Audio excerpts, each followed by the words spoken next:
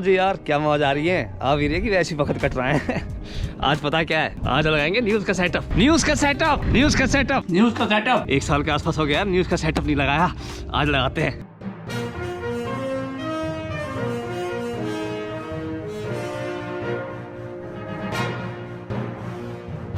नमस्कार दोस्तों, स्वागत है आपका राम राम जी न्यूज चैनल में, जहां पर मैं बताता हूं आपको जापान से जुड़ी असली जिंदा जबरदस्त और धुआंधार खबरें। हाँ, तो पहली खबर ये है, जापान में नागोया नाम के प्रेफेक्चर में एक 72 साल के स्कूल टीचर ने बालक को खवा दी दही और सारे बालक को लग गए उल्टी और दस्त। हॉस्पिटलाइज हो गए बालक। वो मास्टर की जो इंटेंशन थी वो थी बच्चों को सिखाना कि अच्छे बैक्टीरिया भी होते हैं और खराब बैक्टीरिया भी होते हैं। साइंस का प्रोजेक्ट था। मास्टर ने दूध में खट्टा डाला, बच्चों को दिखाने के लिए घर ले गया, घर में दही जमाई और वापस उसके बाद जब दही जमा के लेके आया स्कूल में अगले दिन, मास्टर ने सारे टीचरों ने दही खवा दी, मास्टर ने सारे बालकों ने भी दही खवा दी और कह रहा प्रूव करने के लिए ये रहती है साइंस, ऐसे जमती है दही और इसमें अच्छे बैक्टीरिया होते हैं जो शरीर के लिए अच्छे होते हैं। उनमें से 4-5 बच्चे ऐसे थे भैया, उनको दही पची नहीं, उसके उल्टी और दस्त लग गए, हालत खराब, धोवाए दो बालकों ने पूरा टॉयलेट छान दिया। उसके बाद उनको हॉस्पिटल लेके जाया गया, वहां पर उनका इलाज कराया। डॉक्टर ने बोला कि भैया इनको दही से इन्फेक्शन हो गया था, अब ठीक है, कोई खतरे वाली बात नहीं है। तो मास्टर कह रहा मेरी इंटेंशन कोई ऐसे नहीं थी, मुझे माफ कर दो, मैं आगे से ना खवाऊंगा भैया इन्हें दही पाई कुछ भी। आजकल के बालक भी ऐसे छुई मुई से होने लग रहे हैं, दूध घी तो इन पे क्या ही पचेगा, इन पे दही ना पच रही, बताओ। अगली खबर भी जापान में एक टीचर से रिलेटेड है। टीचर हो रहे कतई सैवेज, एकदम ओपी। जापान के इस टीचर ने क्या करा, क्लास में थोड़ी थोड़ी लिटिल लगा ली मास्टर जी ने। स्ट्रेस ज्यादा हो रहा होगा काम का और बाकी स्कूल वालों को पता चल गई तो हल्ला मच गया, मास्टर ने तो शराब पी ली, पकड़ो साले को। खबर फैल गई तो भैया मास्टर जी धरते पहुंचे और मास्टर से पूछी, हाँ भाई कैसे मौज ले रहा, तो क्लास के अंदर ही कह रहा अरे मेरा स्ट्रेस हो रहा था, मैंने हल्की मार ली, मुझे माफ कर दो, आगे से कभी ऐसा होगा नहीं।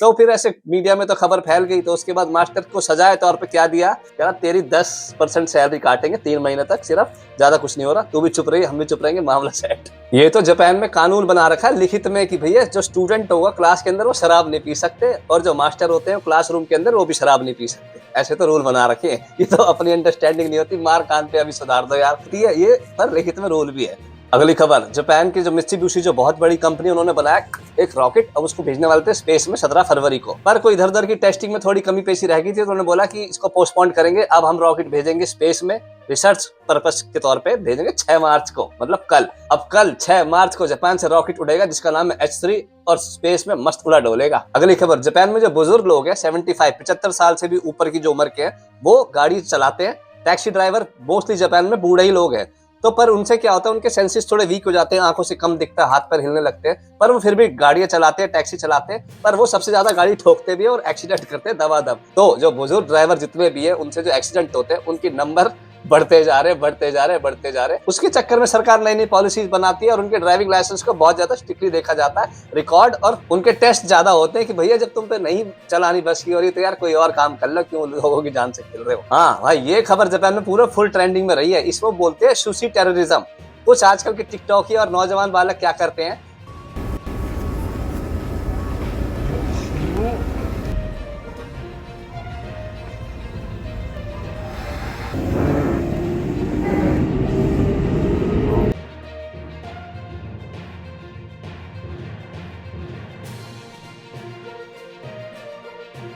जो सुशी, जो कन्वेयर बेल्ट पे सुशी चलती है ना, जैसे बहुत सारी चेन रेस्टोरेंट्स है, कुरा सुशी उनमें से नाम है, कई सारे हैं, उसमें जो सुशी ऑर्डर करता है अपने टेबल से तो वहीं पे सुशी उसके पास आ जाती है। कोई भी किसी और का खाना नहीं उठाता, ना कोई छेड़ता, अपना उठाओ खाओ और फिर वो जो जितनी प्लेटें होती हैं उनको प्लेटों को काउंट करके पैसे की पेमेंट हो जाती है। पर ये टिकटॉक या ये आजकल के बालक नहीं मान रहे, दूसरे की सुशी उठा ली, उसमें सॉस डाल दी और कप तप उठा के उनमें जीभ वीब लगा दी। इससे बहुत ज्यादा ट्रेंडिंग में चल रहा है आजकल, ये बहुत ज्यादा हंगामा मच रहा है इस चीज से ना। जैसे कन्वेयर बेल्ट वाली सुशी के रेस्टोरेंट है ना, उनकी सेल एकदम से बहुत ज्यादा गिर गई। भाई कौन किसी के झूठा चाटने को जाएगा, मैं ही ना जाऊं वहां पर यार। अब इन्होंने ऐसा मूड खराब कर रखा है। जब ये चीजें बहुत ज्यादा बढ़ गई, क्योंकि जापान में वैसे भी लेबर शॉर्टेज है, काम करने वाले लोग कम है, तो वो रॉबोट से ज्यादा काम करवाते हैं।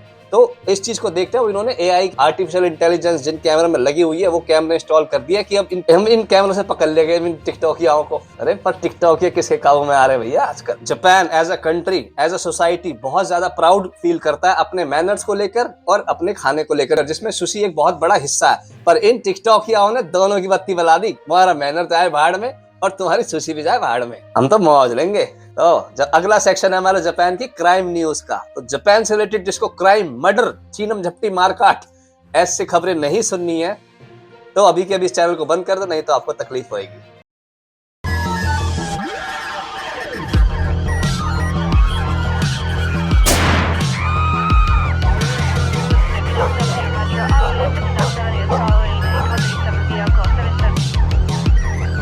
पहली खबर क्राइम की।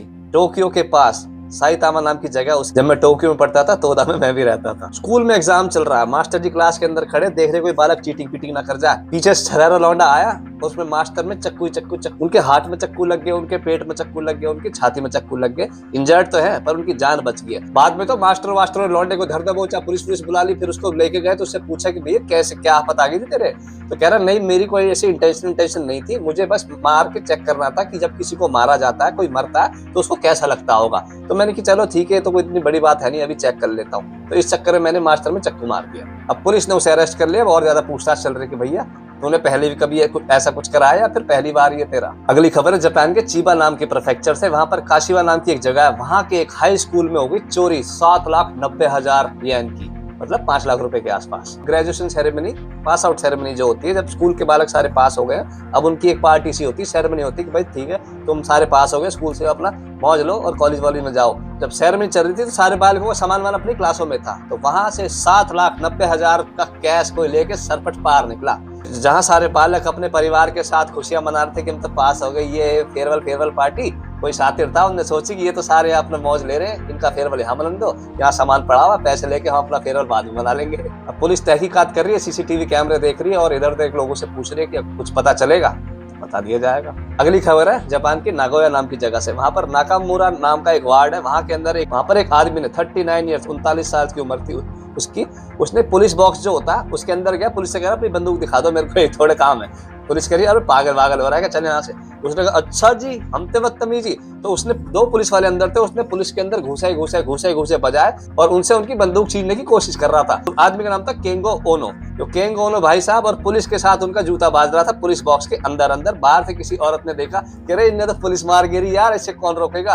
तो उसने फिर 110 नंबर जो होता है जापान में मिलाया, वहां से फिर और सारी पुलिस आई, सबने मिलकर फिर उसकी रबड़ बना दी और खूब पीटा साले को, और उसके बाद ले गए अरेस्ट करके। जो 2 पुलिस ऑफिसर थे उनको चोट वोट लगी है थोड़ी, और एक का चश्मा वश्मा टूट गया है। अगली खबर जापान के हिरोशिमा नाम की जगह से। 13 साल के लड़के ने 12 साल के लड़के को चक्कू मार हत्या करने की कोशिश करी। भगवान का शुक्र है पर उस लड़के को ज्यादा चोट नहीं आई, वो बच गया। उसके बाद फिर वही धरपकड़ होगी, पुलिस आ गई, टीचरों ने उसे धर दबोचा, पूछा कि भैया तू पागल है क्या, मारा क्यों उसको? फिर तहकीकात करी, पूछा ताची कि भाई तुझे कोई परेशान करता था, तुम्हारी कोई दुश्मनी थी, तूने मारा, तुझे कोई बुली करता था? कह रहा ना मैं तो बस मार के देखना चाहता था कि किसी को मारते हैं ना तो कैसा फील होता है। अब उस पर फर्दर तहकीकात चल रही है, उसके माँ बाप से पूछताछ चल रही है कि भाई क्या कलेश पाल रखा तुमने अपने घर में। अगली खबर है जापान के मिए प्रेफेक्चर से। वहां पर योक्काइची नाम की जो जगह है, वहां पर एक आदमी नाओकी सेरा उसका नाम है, उसने अपने माँ बाप की बॉडी 10 साल तक अपने घर पे रखी ताकि वो उनके मरने के बाद उनकी पेंशन ले सके। जो नाओकी सेरा जो है उसकी उम्र है 63 साल 63 ईयर्स।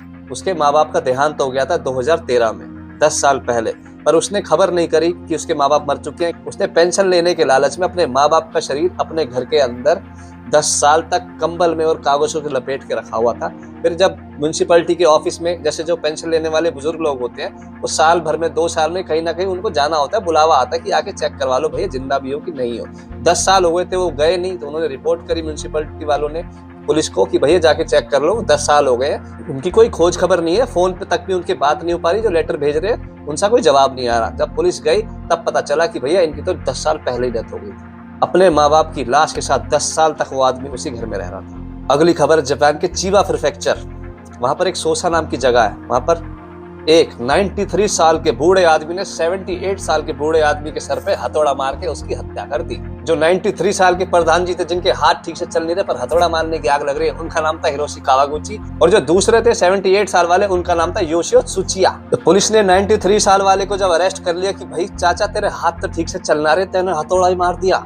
कह रहा हमारे बीच में बहुत ज्यादा आर्गुमेंट चल रहा था पिछले कई टाइम से, 1-2 साल में तो मैं चले ही जाऊंगा, जाते जाते साले को मार के ही जाऊंगा। तो उसने 93 साल की उम्र में भी जैसे तैसे हथौड़ा मार के उसकी हत्या कर दी। इन सारी चीजों को देख के भैया हमें यही समझ में आता है कि हम ये सारे काम नहीं करने। अगर सोसाइटी जो आसपास का जो माहौल है उसे अच्छा नहीं बना सकते, तो कम से कम ऐसे काम करके उसे खराब भी नहीं बनाना, ठीक है। एनीवे, जिन्होंने भी चैनल को सब्सक्राइब कर रखा है, भगवान कसम कर लीजिए तो थैंक यू है, और जिन्होंने नहीं कर रखा आराम से कर लीजिए, बाद में कोई आफत ना आ रही है। अच्छा जी, फिर मिलेंगे, राम राम।